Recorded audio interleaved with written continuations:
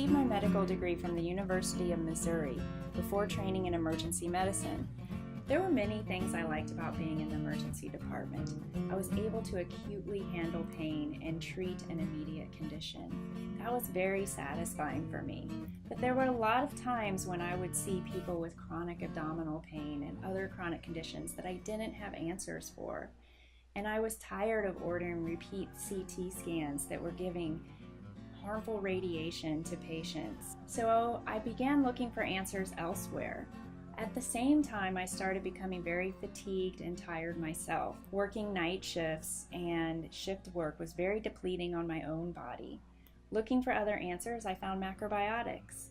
And with macrobiotics, I started to learn about food and nutrition and how food can really heal your body and change the way you think.